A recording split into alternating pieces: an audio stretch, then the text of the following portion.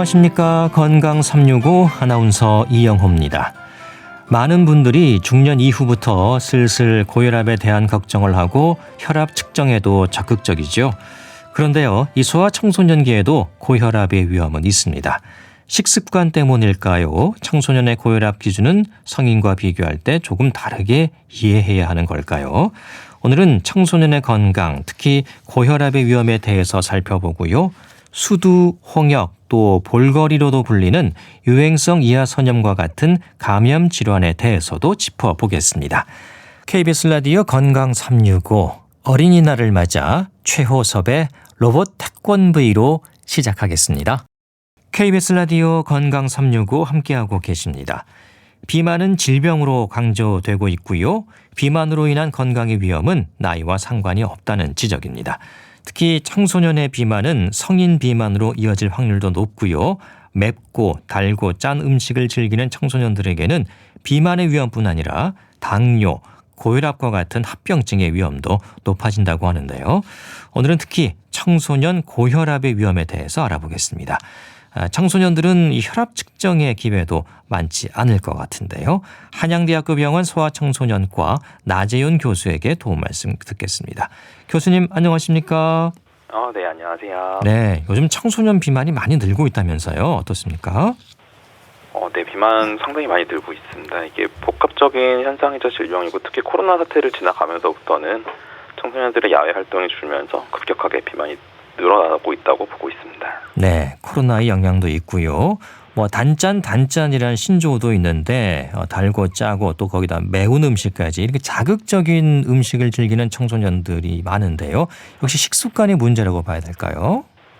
결국 비만은 이제 에너지 대사의 불균형에 의해 생기는 현상이자 질병이라고 봐야 되는데요. 예.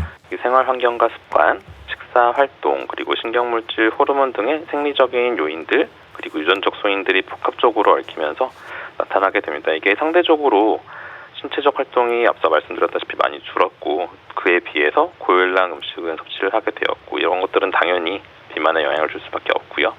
또 맞벌이 부부가 늘고 우리 학생들 학원 많이 다니잖아요. 학원과 학원 사이에 빠르게 해결하는 패스트푸드의 섭취는 청소년 비만의 주요한 원인이 될 것으로 생각하고 있습니다. 그렇죠. 이제 운동도 부족하고 스트레스도 많이 받고 그런데요.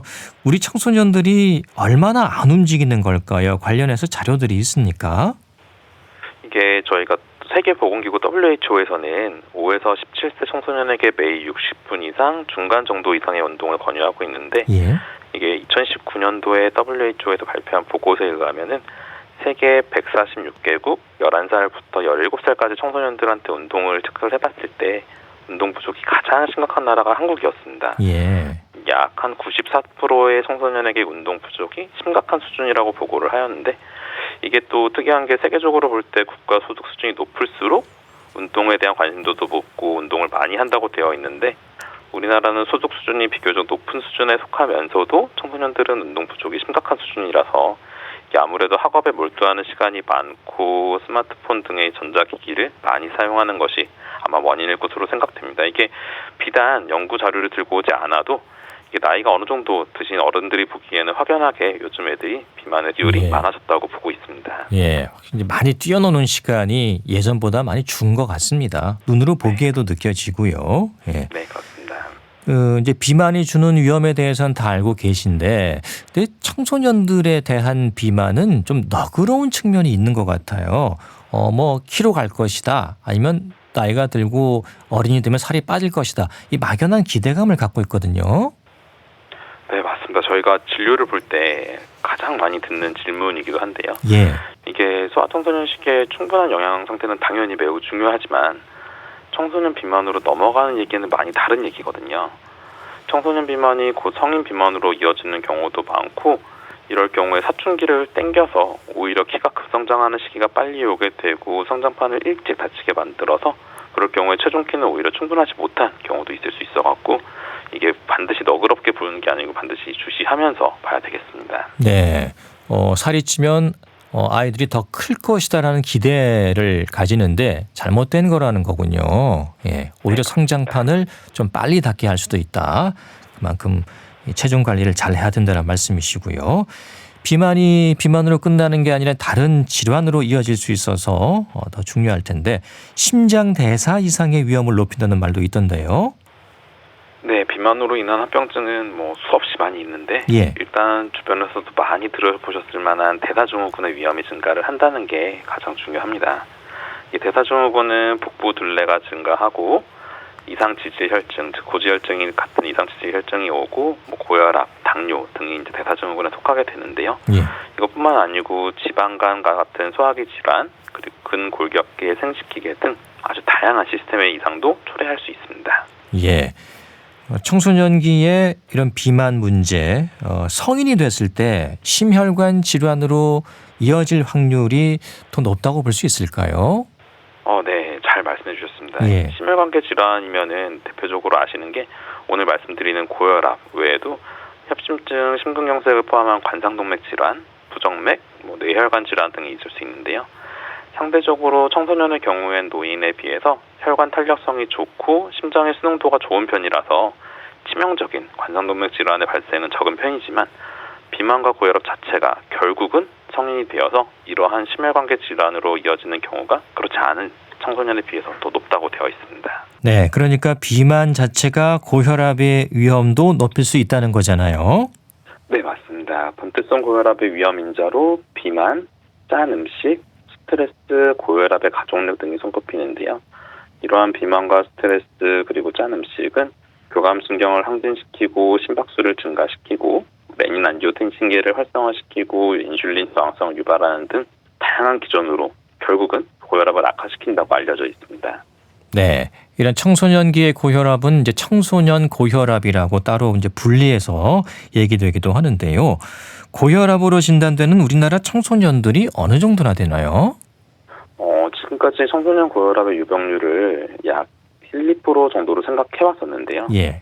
그러나 청소년에서의 고혈압의 진단 기준은 성인과 다르고 또 나라마다 다르고 결정적으로 아까 말씀해 주신 것처럼 비만에 너그럽고 고혈압에도 상대적으로 너그럽기 때문에 상대적으로 가려져 있는 경우가 많습니다. 예. 2018년도 국내에서 청소년 혈압의 정상 범위를 다시 계산했었고 이에 따라 국민건강영양조사를 통해 청소년의 고혈압 유병률을 다시 계산하니까 한 9% 정도의 청소년이 고혈압의 기준에 속했는데요. 엄청난 비율인 거죠. 예. 9%면 거의 10명 중 1명꼴로 이 고혈압에 해당이 되는 거군요. 청소년기인데. 예. 네. 자, 이 청소년기에는 이제 혈압을 측정할 기회가 적잖아요. 예. 그런 것에 대한 고민도 거의 없고요. 자신도 모르고 지내는 경우가 많은 것 같습니다. 맞습니다. 자주 감기나 장염에 걸리는 소아 시기를 지나 청소년 시기에 이르면 병원에 올 일 자체가 많이 줄어들기도 하고요. 예. 고혈압은 또 증상이 뚜렷하지 않았고 급성으로 악화되는 경우가 청소년에서는 드물기 때문에 보호자뿐만 아니고 의료진 입장에서도 주된 관심사에서 벗어나는 경우가 많습니다. 실제로 고혈압으로 제게 오는 청소년의 대부분은 학교 검진이나 병원에서 우연히 측정한 혈압이 높아서 의뢰되는 경우입니다. 네, 그러니까 우연히 알게 되는 경우가 많다는 거군요. 예. 맞습니다. 이 고혈압 자체가 겉으로 드러나는 증상이 거의 없기 때문에 그렇지 않을까 싶은데요. 특히 소아청소년 비만에서 2차성 고혈압뿐 아니라 1차성 고혈압도 증가한다는 지적이 있더라고요. 이건 어떤 얘기입니까?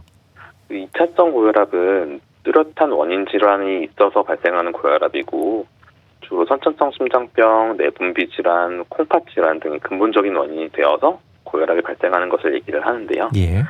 제가 학생이던 10년, 15년 전만 해도 소아청소년에서는 2차성 고혈압을 훨씬 더 중요시 여기고 배웠던 기억이 있습니다만 급격하게 이렇게 사회가 변화하고 생활 습관이 변화하고 비만이 증가함에 따라서 1차성 고혈압이 증가를 하고 이에 따른 관심도 높아지고 있습니다. 네, 그 다른 질환이 아무것도 없는데 고혈압이라면 이 가족력과 같은 그러니까 이제 1차성 본태성 고혈압에 대한 관심이 필요하겠는데요.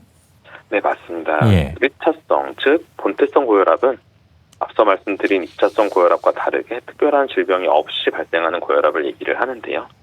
혈압을 상승시키게 된 근본적인 원인을 해결하면 되는 2차성 고혈압과 달리 본태성 고혈압은 여러 방면으로 고민해야 할 점도 많습니다.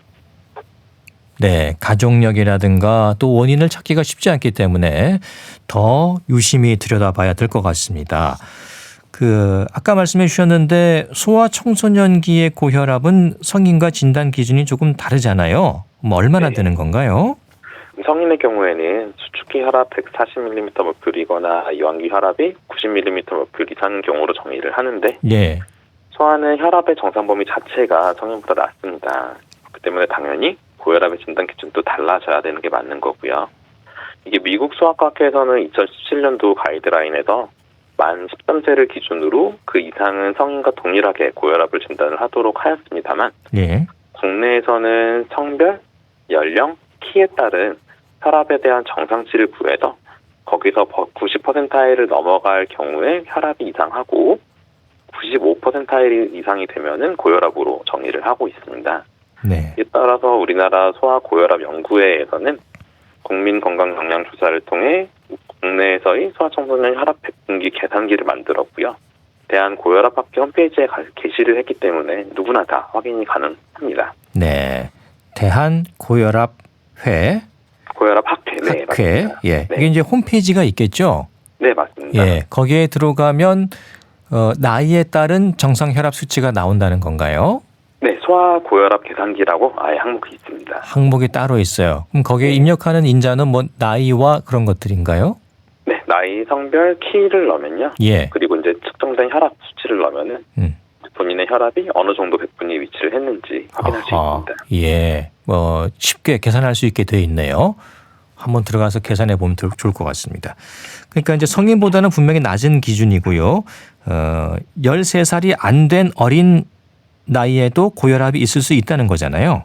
네, 만 13세 이하의 어린 나이에도 고혈압은 생길 수 있습니다. 이런 경우에는 조금 더 고민해야 할 점이 많은데요. 예. 이게 청소년 아이들에 비해서 조금 더 어린 나이의 경우에는 이게 다른 원인이 있는 2차성 고혈압인 경우가 많기 때문에 조금 더 다양한 각도에서 다양한 시스템적으로 접근이 필요하겠습니다. 예. 이 소아청소년기의 고혈압이 방치되면서 성인 나이가 되면 그 중년 이후의 고혈압 진단을 받는 것과 비교할 때 어떤 차이가 있을까요? 청소년 시기의 고혈압이 방치가 된다면 그만큼 혈관이 압력을 받는 기간도 길어지고 심장이 부담을 받는 기간도 더 길어진다는 얘기가 되는 거죠. 이에 따라 당연히 합병증도 잘 생기게 되고 이걸 제가 이제 청소년들과 보호자들한테 직관적으로 설명을 할 때 잘 쓰는 표현이 어른들과 달리 학생은 그 심장과 그 혈관으로 앞으로 100년을 더 살아야 되지 않겠냐 이렇게 표현하곤 합니다. 네, 이제 100세 시대니까요. 네. 우리 또 아이들은 100세 이상 살 확률이 더 높아지는 거니까요. 평생을 써야 하는 건데 어린 나이부터 이 고혈압, 특히 혈관에 문제가 생기면 훨씬 더 어려움이 커질 수 있다는 거지요. 예. 자, 이 소아청소년기에 이제 고혈압 진단을 받았다고 해서 어떻습니까? 고혈압약을 바로 복용하는 건가요? 바로 복용하지는 않고요. 네, 본태성 고혈압인지 2차성 고혈압인지를 일단 당연히 구분을 해야 되겠고 만약에 2차성 고혈압이 의심이 된다면 추가 검사를 진행을 하고 그 원인에 대한 이제 교정을 하는 게 중요하겠고요. 만약 본태성 고혈압이 많이 의심이 되는 상황이라면 식이 그리고 운동 등의 생활습관 교정을 하고 체중 감량을 먼저 시도를 하게 됩니다. 그러면서 주기적으로 혈압을 측정을 하고 혈압약 복용을 할지 말지 결정을 하게 되겠습니다. 네, 혈압약을 바로 먹는 건 아닌 거고요. 예. 어떤 치료가 진행되는 건지 혈압을 낮추기 위해서 설명을 해주신다면요. 네, 앞서 말씀드린 꾸준한 운동과 식습관의 개선이 가장 중요하겠습니다. 예. 다시 한번 말씀드리면 5에서 17세 청소년에게 매일 60분 이상, 중간 정도 이상의 운동을 권유를 하고 격렬한 근육 운동은 주 3회 이상 권고를 하고 있는데요. 예. 청소년 시기엔 당연히 성장도 고려를 해야 되기 때문에 식단 같은 경우에는 무작정 식사량 자체를 줄이는 것보다는 영양소를 골고루 섭취할 수 있는 게 좋고요. 다만 이게 최근에는 생활습관 교정을 시도함에도 불구하고 체중이 줄지 않고 고혈압이 개선되지 않는 경우에는 과거와 달리 조금 더 적극적으로 혈압약 투여도 고려를 하게 되겠습니다. 그렇군요. 그러니까 원인으로 지적되는 부분을 개선하는 게 중요하군요. 근데 솔직히 사실 생활습관 교정이 말처럼 쉽지는 않잖아요. 그렇죠. 저처럼 저를 포함한 어른들도 다이어트에 실패하곤 하는데 이 바쁜 학생들이 저렇게 운동을 하고 식단을 짜는 일이 정말 보통 일이 아니지 않습니까? 예. 다만 이게 혈압약을 만약에 복용을 하게 된다 하더라도 체중을 감량을 하고 생활습관 교정이 성공적으로 이루어진다면은 의료진과의 충분한 상의하에 어른들보다 훨씬 더 수월하게 혈압약을 감량할 수 있다는 점을 꼭 기억했으면 좋겠습니다. 예, 말씀 듣다 보니까 기본적인 치료 방향은 뭐 어른들 고혈압과 큰 차이가 안 느껴지거든요. 어떻습니까? 네, 맞습니다. 기본적인 치료 방향은 그렇지만 조금 더 그 성인에 비해서 혈압이 높은 정도가 덜한 경우가 많고, 예. 그리고 또 한 가지가 성인의 경우에는 체중을 감량을 해도 혈압이 충분히 떨어지지 않는 또는 혈압이 떨어지는 데 시간이 오래 걸리는 경우가 많은데요. 이게 치료를 하다 보면 확실히 청소년 같은 경우에는 체중 감량, 그러니까 비만 정도가 줄어들면은 그에 대한 혈압의 떨어지는 정도가 확실히 반응이 좋더라고요. 네. 그러니까 특히 이제 어른들은 이렇게 조절을 하고 약물을 투여해도 혈압 조절이 안 되는 경우도 좀 있지만은 이렇게 이제 청소년기들은 그런 것들은 잘 조절이 가능하다는 말씀이시군요. 생활 습관에 대해서 훨씬 더 반응이 좋다고. 반응이 그러니까 좋으니까. 혈관이 그만큼 튼튼하다고 보는 게 맞을 것 같습니다. 예. 그 교수님이 진료실에서 이렇게 하다 보면 아이들이 이렇게 생활 습관이 잘 개선됩니까? 이게 또 아이들이 시키는데도 잘 안 하는 경우도 있잖아요. 맞습니다. 예. 굉장히 어려운 문제고 특히 제가 주로 보는 아이들 중에서 예. 중2, 중3에 속하는 아이들은 굉장히 말을 안 듣는 경우도 많은데 그러니까요.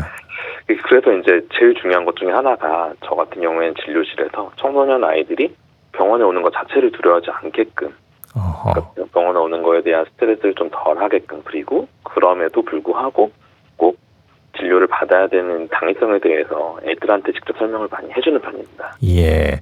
어른들은 이제 위험을 느끼기 때문에 그 개선이 쉽지만은 아이들은 아무래도 약간의 또 시기다 보니까 어려움이 있을 것 같습니다. 그 소아청소년기에 고혈압이 방치되면 심혈관, 뇌혈관 질환의 위험으로 이어질 수 있다는 거 지금 뭐 계속 얘기를 해 주셨는데요. 보통 아이들 체중과 키를 재지 않습니까? 그때 혈압도 같이 측정하는 방법은 어떨까요? 그렇습니다. 특히 청소년의 체형이 객관적으로도 비만하게 느껴진다면은 체중과 키뿐만 아니고 혈압을 같이 재는 게 좋겠습니다.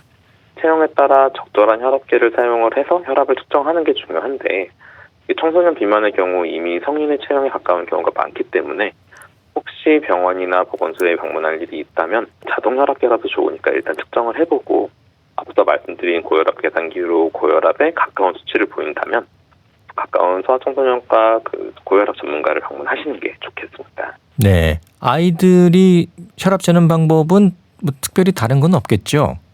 혈압 재는 방법 자체는 성인과 동일합니다. 충분히 쉬고 나서 안정된 상태에서 혈압을 재는데요. 근데 이제 중요한 거는 혈압을 감는 혈압계의 커프가 성인 체형과 동일하다면 상관이 없지만은 예. 작은 아이들 같은 경우에는 체형에 맞게끔 이제 커프를 사용하는 게 중요하겠습니다. 그렇죠. 그런 경우는 직접 의사 선생님께서 할 수도 있겠네요. 그렇죠. 그래서 근데 이게 일단 병원에 와야지 시작되는 얘기이기 그렇죠, 때문에 맞아요. 예. 그래서 제가 자동 혈압계라도 좋으니까 일단 재보라. 이렇게 설명을 합니다. 일단은 한번 재라. 그 기계가 놓여 있는 곳이 종종 있거든요. 예. 어른들은 이제 지나가다 한 번씩 재는데 아이들은 그럴 일이 별로 없는데 그래도 보인다면 아이들도 한번 재보는 게 좋다는 말씀이시네요. 맞습니다. 예. 자, 청소년들은 또 혈압뿐만이 아니고 콜레스테롤, 지질 이런 부분도 신경을 써야 되지 않을까 싶기도 한데 검진을 받는 경우가 실제로 좀 있나요? 현재 우리나라에서 시행되는 학생 검진 프로그램이 있는데 예. 이게 초등학교 입학 이후에 3년마다 한 번씩, 즉 초등학교 1학년과 4학년, 중학교 1학년과 고등학교 1학년 때 시행이 되는데 사실 그때마다 혈압 측정이 포함되긴 합니다. 또한 초등학교 4학년 이후부터 검진에서부터는 BMI로 비만도를 계산을 해서 비만한 학생들은 혈당과 지질 검사, 간 수치 검사를 추가로 시행하게 되는데요. 예. 물론 두통이나 성조숙증, 당뇨 등 같은 걸 통해서 검사를 하다가 고혈압이 의심돼서 제게 오는 경우도 있지만 증상이 없는 대부분의 학생들은 이런 식으로 검진을 통해서 저한테 내원하는 경우가 많습니다. 예. 그 고혈압에 대한 얘기 해주셨는데 이런 콜레스테롤이나 지질 검사 이런 걸 했을 때 청소년들의 지금 상태는 어떻습니까? 이런 문제가 있는 경우가 많이 있나요? 상당히 꽤 많이 있는데 이게 또 복합적으로 생각을 해야 될 게 비만한 아이들이 앞서 말씀드린 그런 대사질환, 여러 가지 시스템의 문제가 변화하기 시작하는 경우가 더러 있기 때문에 이런 경우를 상당히 최근에 많이 보고 있고요. 특히 코로나가 조금 코로나 사태가 영향을 미쳤다고 생각이 되는 게 코로나 전에 비하면은 코로나 사태를 겪으면서 야외 활동이 확 줄고 운동량이 확 줄면서 그런 아이들이 더 많아지고 있는 것 같습니다. 예. 이 고혈압과 더불어서 걱정되는 게 당뇨병인데요. 이 청소년기의 당뇨도 높아지고 있다는 연구 결과가 있더라고요. 예. 교수님 실제로 현장에서 보시기 어떻습니까? 그래서 저희도 이제 고혈압으로 진단을 받아서 치료를 받는 아이들 또는 검사를 받는 아이들의 경우에는 당뇨에 대한 검사도 당연히 진행을 하고 그에 대한 치료를 평가를 하게 되겠고요. 반대로 이제 당이 높아서 이제 진단이 된 아이들도 역시 고혈압에 대한 예의 주시를 하면서 봐야 되겠고요. 이게 결국은 비만의 유병률이 많아지고 비만한 아이들이 많아질수록 고혈압과 당뇨 같은 그런 합병증의 환자들은 더 많아질 수밖에 없는 게 지금의 현실인 것 같습니다. 네. 이런 생활 습관이나 식습관 때문에 소아청소년기에 당뇨가 오는 경우도 있습니다만 아까 말씀해 주신 그 1차성, 본태성으로 당뇨가 생기는 경우도 있지 않습니까? 예, 그런 환자들이 많나요? 그렇죠. 청소년 같은 경우에는 비만한 아이들 같은 경우에는 특히나 그런 경우로 진료를 받는 경우가 더 많습니다. 예, 이 소아청소년들에게 있어서 이 당뇨와 고혈압이 같이 찾아오는 경우도 꽤 있습니까? 네, 제2형 당뇨가 가장 대표적인 예인데요. 예. 과거에는 혈압과 비슷합니다. 과거에는 혈압도 저희가 고혈압을 얘기를 할 때 다른 원인이 있어서 발생하는 2차성 고혈압을 많이 얘기를 했었는데 당뇨도 마찬가지로 옛날에는 1형 당뇨를 더 많이 우선적으로 생각을 했었는데요. 최근 청소년 비만이 워낙 많아지다 보니까 본태성 고혈압 그리고 성인형 당뇨, 제2형 당뇨에 대한 관심도 많아지고 그쪽에 대한 환자도 확실히 많아지고 있습니다. 그렇군요. 이 소아청소년기의 고혈압, 물론 생활습관과 식습관을 조절하는 게 앞서야겠습니다만 또 필요하다면 약제를 써야 하잖아요. 예. 성인과 비교했을 때 이 고혈압약 쓰는 건 어떻습니까? 좀 용량이라든가 방법의 차이가 있나요? 저희 소아청소년과 의사들이 공통적으로 이제 약을 쓸 때는 성인과 다르게 이제 몸무게를 기준으로 많이 쓰게 되는데요.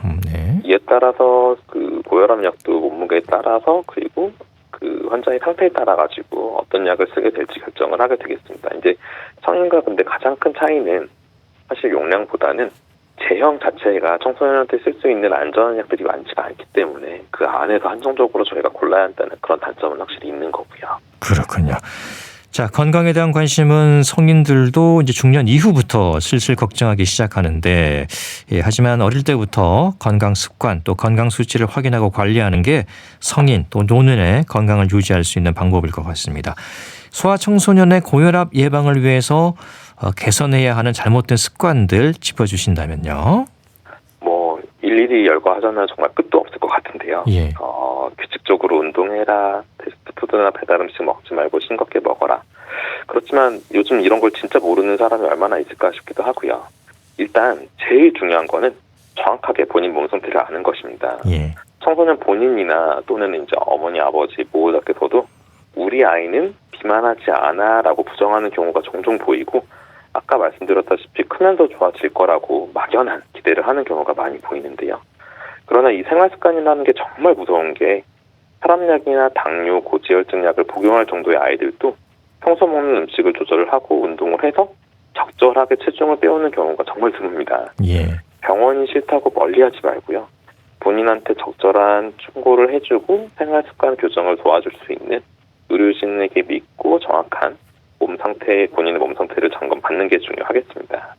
또한 운동할 시간을 따로 내기 어렵더라도 이건 선택이 아니고 수십 년 후를 위한 필수사항이라는 점을 꼭 기억하시고 학교 가는 길이나 학원 다녀오는 길이라도 우리 제발 스마트폰 들고 다니지 말고 심장이 약간 빨라지고 호흡이 거칠어질 수 있는 강도의 종종 걸음으로 빨리 걷고 꼭 시간을 내더라도 운동을 하시기 바랍니다. 그리고 그 핸드폰 보면서 늦게 자는 습관은 식욕을 많이 자극시킬 수 있으니까 일찍 자고 일찍 일어나는 게 좋겠습니다. 네, 오늘 소아청소년의 고혈압에 대해서 말씀 들어봤습니다. 고맙습니다. 네, 감사합니다. 한양대학교 병원 소아청소년과 나재윤 교수와 함께했습니다. KBS 라디오 건강 365 함께하고 계십니다. 에리 쿤젤이 지휘하는 신시내티 팝스 오케스트라가 연주합니다. 우주소년 아톰. KBS 라디오 건강 365 함께하고 계십니다. 아이들이 열 날 때 부모들은 많이 당황하지요. 열도 나는데 울긋불긋 발진도 함께 있다면 수두, 홍역을 의심해야 할 수 있습니다. 이 아이들 예방 접종은 하셨을 텐데요. 전염성이 강한 만큼 잘 살펴야 한다는 지적입니다. 국립정신건강센터 건강증진과 백현욱 교수와 함께하겠습니다. 교수님 안녕하십니까? 네, 안녕하십니까? 네, 오늘 어린이날을 맞아서 우리 아이들 건강 문제 또 손주들 관련된 건강 문제 짚어보도록 하겠습니다. 수두, 홍역 또 볼거리로도 불리는 유행성 이하 선염도 있고요. 이 아이들 전염성이 있는 질환들 조심해야 할 때죠. 그렇죠. 이 초봄에서 지금 봄 시기에 바로 지금 말씀 주신 수두라든지 홍역이라든지 볼거리 같은 이런 아주 강력한 전염력이 있는 질환들이죠. 예. 상당히 조심해야 되죠. 특히 단체로 생활하는 어린이들의 경우는 굉장히 걸리기 쉬우니까 좀 관심을 가지셔야 되겠습니다. 네, 어린이집이나 학교에서 한 명 걸리게 되면 뭐 전염성이 워낙 강하니까요. 조심해야 그렇죠. 하셔야 됩니다. 네. 이 감염 경로가요, 교수님. 이 신체 접촉이라든가 아니면 이 공기 중에 그냥 호흡으로도 감염될 수 있는 건가요? 그렇습니다. 지금 말씀 주신 수두, 홍역, 볼거리 모두가 예. 기본적으로는 호흡기 분비물, 그러니까 재채기나 뭐 이런 공기를 통해서 당연히 접촉이 되면서 그 감염이 되지만 직접적으로 신체 접촉을 하면서도 잘 전염이 되기 때문에 그런 것들을 다 주의해야 되는. 근데 감염력이 워낙 강합니다. 근처에 예. 있으면 다 걸린다고 봐야 돼요. 그 아이들은 또 뭐 놀다 보면 자연스럽게 신체 접촉을 하게 되니까요. 네, 그렇죠. 그만큼 위험할 수밖에 없습니다. 말씀해 주신 것처럼 이제 수두 볼거리가 이맘때 봄철에 유행하는데요. 왜 이게 봄철에 더 유행하는 건지도 좀 궁금하네요. 그렇죠. 예. 사실 이 수두와 볼거리 자체가 그 가을부터 초봄까지 아주 잘 알려진 급성 감염성 전염병이잖아요. 예. 근데 이제 그 이유가 호흡기 분비물로 아주 쉽게 전염되는 질환이라서 그래서 아마 이 시기에 더 잘 걸리는 것 같고요. 특히나 어린이들의 단체 생활 도중에 전염되기 쉬운 질병의 대표라고 할 수 있습니다. 그래서 수두의 경우는 뭐 수두 대상포진 바이러스에 인해서 발생하는 질환이다 우리 잘 알고 있고요. 재밌는 건 왜 대상포진 일으키는 원인균과 똑같은 게 수두를 일으킨다라는 거 우리가 알고 있는 거고 예. 그다음에 또 볼거리 역시도 이 시기에 많이 걸리니까 두 가지 다 굉장히 특징적인 양상을 나타내지 않습니까? 네. 그렇기 때문에 관심 많이 가지고 조심을 해야 되겠습니다. 네. 이게 또 겨울이 지나고 날씨 따뜻해지고 또 새롭게 학교 생활 시작하면서 새 학기 시작되면서 아마 또 전염성이 더 커지지 않나 그런 추측도 해보게 되네요. 예. 자, 먼저 이 수두는 증상이 어떻습니까? 수두는 뭐 초반에는 미열이 생기면서 좀 몸살 증상, 그러니까 감기처럼 오다가 네. 바로 이어서 가렵고 그다음에 물집이 잡히는 피부 발진이 생기는 거, 요것이 특징이 되죠. 그래서 피부 발진이 동반되는 감염성 질환이 있다. 그럼 1번 수두가 아닌가 먼저 의심을 하게 되는 그런 질환이 되겠습니다. 네. 그 처음 시작은 이제 미열일 수 있고요. 그러면서 이제 물집이 생기는 거죠. 네. 예. 미열, 두통, 그리고 근육통, 이거 뭐 몸살처럼 생기는데 유아의 경우는 바로 이러면서 그냥 이어서 피부 발진이 나타나게 됩니다. 재밌는 건 수두도 성인에게 걸릴 수는 있거든요. 예. 근데 성인은 오히려 좀 더 심하게 걸리고 하루 이틀 지나서 피부 발진이 나타나긴 해요. 근데 우린 지금 어린 얘기하니까 예. 이 점 크기의 작은 그런 그 발진이 생기고 그게 이제 오돌오돌 솟아났다가 투명한 물집으로 변했다가 며칠 지나면서 이제 딱지가 않고 그러고 나서 이제 회복이 되기 시작하거든요. 그래서 이런 발진은 보통 한 2일 내지 4일 정도 그렇게 지속되는 게 특징이고요. 또 하나 이 수두의 경우는 지금 말씀드렸듯이 초반에 뭐 발진 생기고 오돌도돌해지고 또 물집이 생기고 딱지가 생기니 모든 단계가 한꺼번에 몸 전체에서 이 단계 저 단계가 보인다. 그게 특징이라서 사실 그것만으로도 우리가 진단을 붙일 수는 있습니다. 네. 혹시 이 잠복기도 있습니까? 네. 보통 보통 14일 내지 16일 정도의 잠복기인데 2, 3주라고 보통 기억을 하죠. 2주 내지 3주의 잠복기가 접촉하고 나서 그 정도의 잠복기를 거쳐서 발병을 하게 되죠. 네, 2, 3주라면은 꽤 시간이 길군요. 그렇죠. 예. 네. 그러면 그 사이에 또 잠복기 기간에 전염이 되지 않을까라는 또 생각도 해보게 되는데요. 이 전염력이 언제까지입니까? 수두가요? 보통 이 전염력의 경우는 물집이 생기기 하루 이틀 전부터 전염력이 있기 시작을 하거든요. 그러니까 예. 발진이 나는 순간 그 조금 전부터 이미 전염력이 있기는 있는 거예요. 근데 그때부터 언제까지 있느냐? 피부 병변에 딱지가 형성되고 건조될 때까지는 전염력이 있다라고 우리가 얘기를 하기 때문에 네. 그 딱지가 앉을 때까지는 전염력이 있는 거죠. 그래서 그때까지는 우리가 전염될 수 있다라고 할 수가 있겠습니다. 네. 그럼 잠복기 기간에는 뭐 심하게 전염되거나 하는 건 아니군요.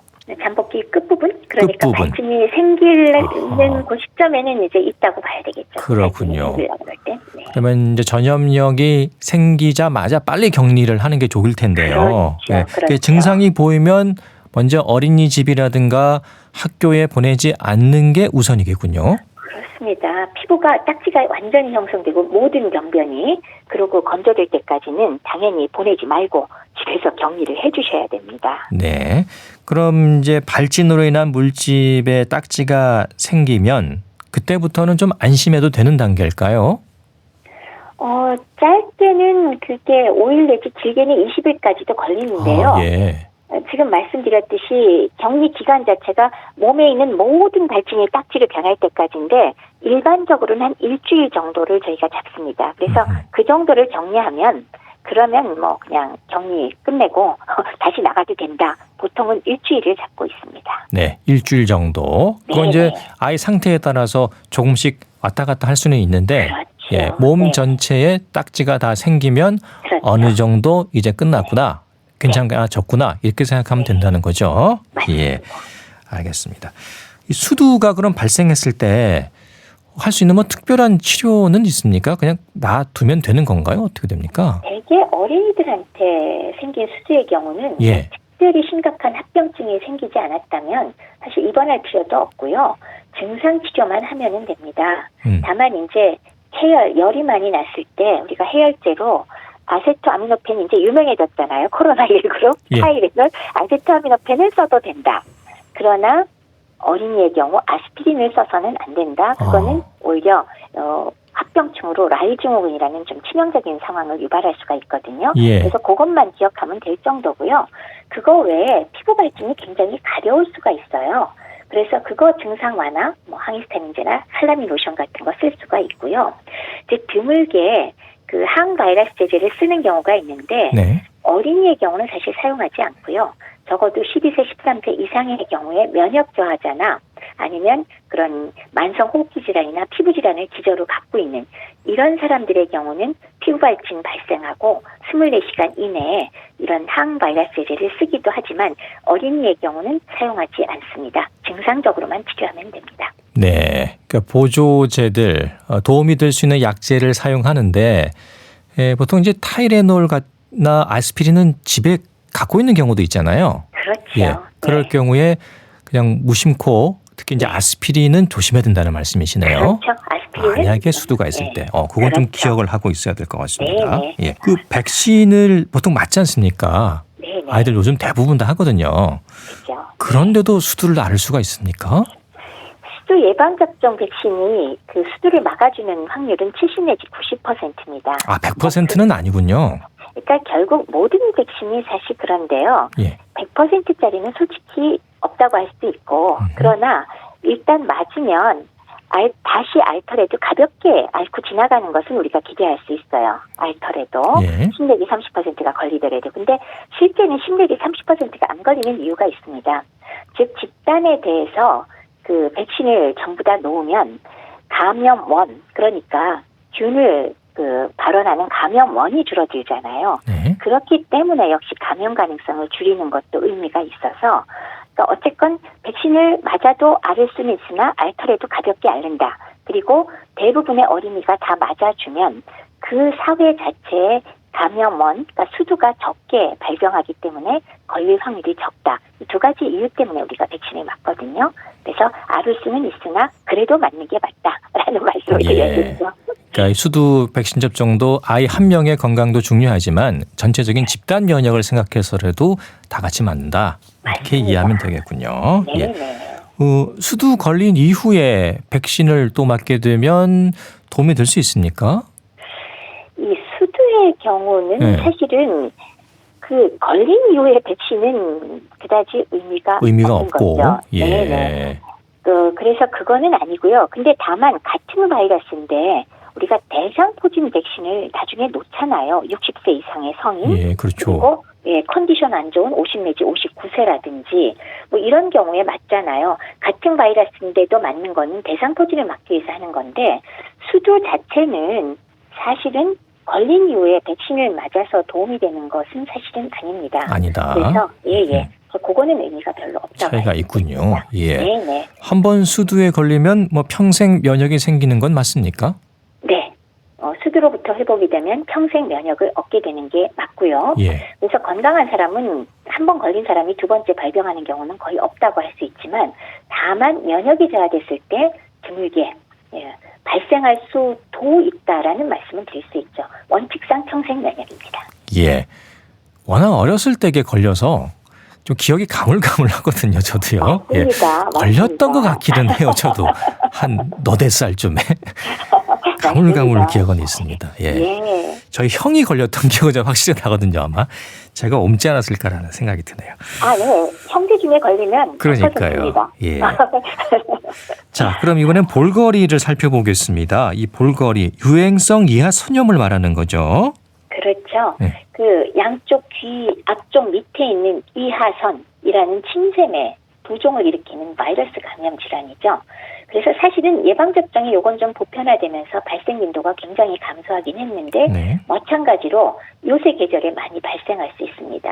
그래서 이것 역시도 또 앞서 말씀드린 수두처럼 한 번 걸리면 역시 평생 면역 생길 수 있는 그런 질환입니다. 예. 이 볼거리라고 이제 불리는데 귀 밑으로 이 부풀어 오르는 게 대표적인 증상인가요? 그렇죠. 바로 그게 이제 침샘 중 하나, 그 침샘 중에 굉장히 큰 거죠. 이하선, 귀 밑에 있는 샘이라고 그러고 양쪽이 다 부풀어 오를 수도 있고 한 3분의 1 정도는 한쪽만 부풀 수도 있는데 사실 이거 모르고 있다가 갑자기 거기 부풀면 얼굴 인상이 달라지면서 깜짝 놀라잖아요. 예. 근데 이게 바로 이제 유행성 이하선염 볼거리라고 부르는 것이죠. 예. 급성 발열성 질환으로 알고 있습니다.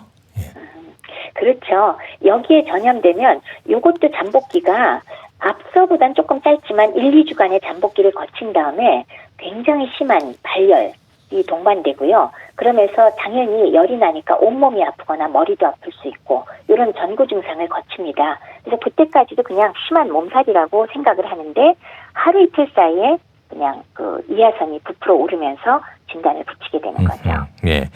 이게 부풀어 오르는 건 어떻습니까? 하루 이틀 사이에 갑자기 그렇게 되는 건가요? 그렇죠. 그러니까 왜 모를 때는 깜짝 놀라잖아요. 예. 얼굴이 막 이상하게 바뀌면서 귀 아래쪽, 턱 아래쪽이 갑자기 부풀어 오르니까 이게 뭔가 하고 쫓아오게 되는데 사실 알고 나면 이하선염이구나 싶기는 한데 특징적이죠. 예. 그래서 급성 이하선염, 유행성 이하선염이라고 부릅니다. 네. 열도 많이 오르고 그렇죠. 또 아플 수밖에 없겠네, 그러니까요. 그렇죠. 건드려도 아프고 가만히 있어도 아프고 또 이게 침이 나오면서 아프잖아요. 예. 그러니까 음식이 들어가면 자극이 돼서 또 아프고 또 이 자리가 아프기 때문에 씹기도 어렵고 이런 통증이 굉장히 심한 것이 요거의 특성입니다. 밥도 잘 못 먹죠. 그래서. 예. 그 유행성 이하선염 원인은 바이러스 감염인가요, 이것도요? 맞습니다. 소위 말해서 파라믹소 바이러스라는 멈프스 바이러스, 유행성 이하선염 바이러스가 원인이고요. 마찬가지로 감염되는 거는 이렇게 직접적인 그 오염된 물건과 표면을 이렇게 접촉을 통해서 옮길 수도 있고 기침 재채기를 통해서 호흡기를 통해서도 옮길 수 있는 사람에서 사람으로 전파되는 그런 특성을 갖고 있습니다. 역시 전염성이 높다고 봐야겠네요. 그렇죠. 굉장히 높습니다. 예, 이게 부풀어 오르는 증상, 부종 외에 또 다른 증상들도 있습니까? 말씀드렸다시피 유행성 이하선염은 전신 발열이 굉장히 심하고요. 그렇기 때문에 온몸이 다 아프고 국소적으로 이하선 부위를 건드리기만 하면 뻘겋게 돼 있으면서 굉장히 아프고요. 당연히 턱 움직이기 아프니까 음식 씹기도 어렵고 또 음식물이 들어가면 침샘을 자극하니까 침 분비가 되면서 더 아프거든요.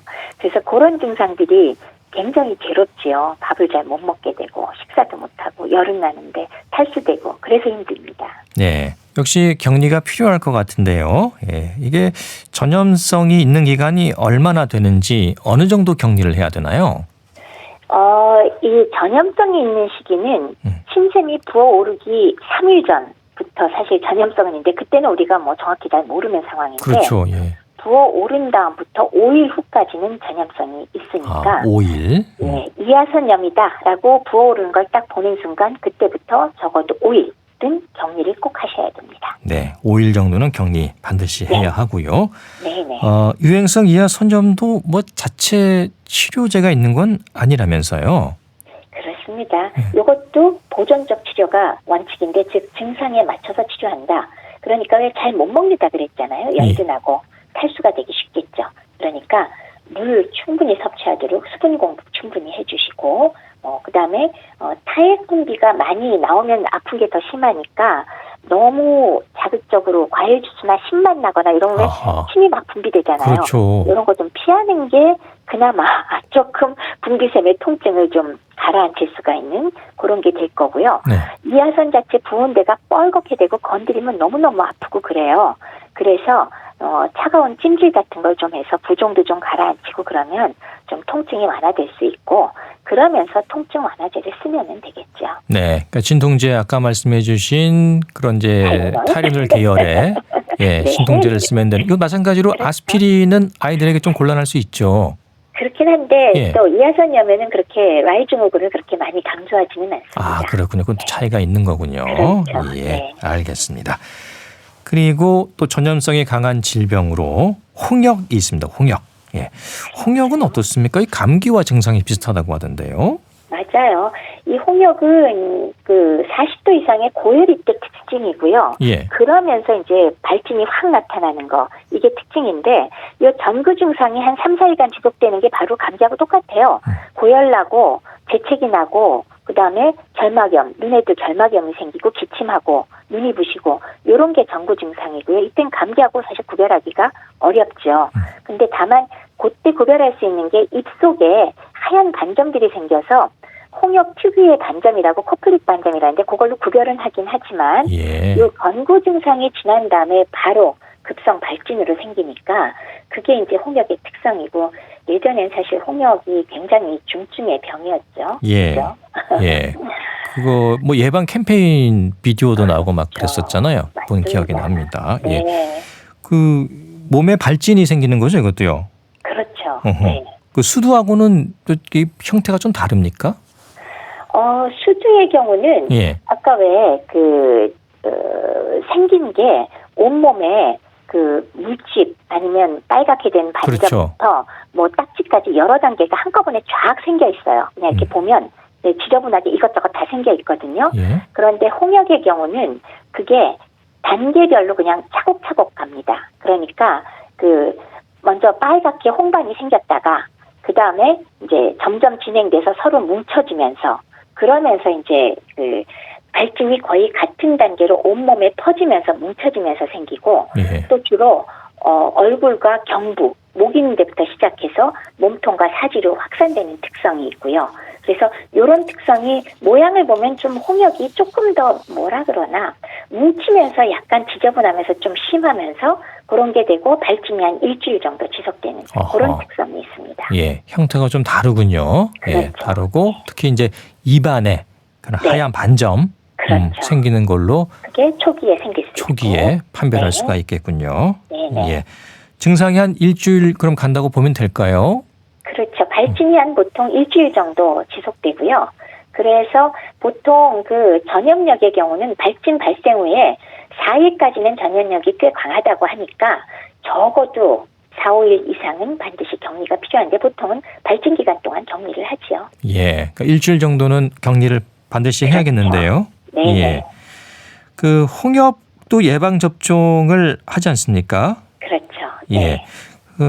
이것도 마찬가지로 홍역 증상이 있을 때 좀 늦었지만 예방 접종을 하더라도 도움을 받을 수 있을까요? 이게 이제 증상이 있은 다음에 하는 건 조금 늦고요. 늦다. 예. 홍역이 확실하게 노출됐다는 걸 우리가 알았을 때 72시간 안에, 그러니까 3일 이내에 생백신을 주사하는 것은 홍역이 생기는 걸 예방하는 데 효과적입니다. 그러니까 증상이 나타난 다음에 접종은 늦은 거고요. 예. 그러니까 확실하게 홍역 환자하고 접촉이 됐는데 그 홍역 예방 접종을 이전에 맞은 적이 없다라든가 어쨌건 면역력이 없는 경우에는 바로 3일 이내에 생백신을 주사하면 그건 예방 효과가 있습니다.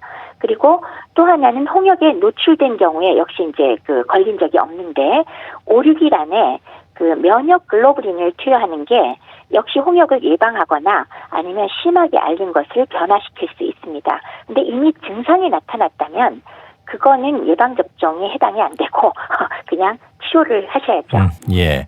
나의 몸에 증상이 나타났으면 이미 늦은 거고. 그렇죠. 예. 네. 만약에 주변에 뭐 다른 아이들이 홍역이 있다. 그렇죠. 그럴 경우에는 미리 생백신을 맞아서 예방 효과를 볼 수는 있다. 기대할 수 있다. 아니면 면역 글로빈을 투여하거나. 네. 그렇군요. 이 홍역은 특히 이제 합병증이 위험으로 지적되지 않습니까? 예. 맞습니다.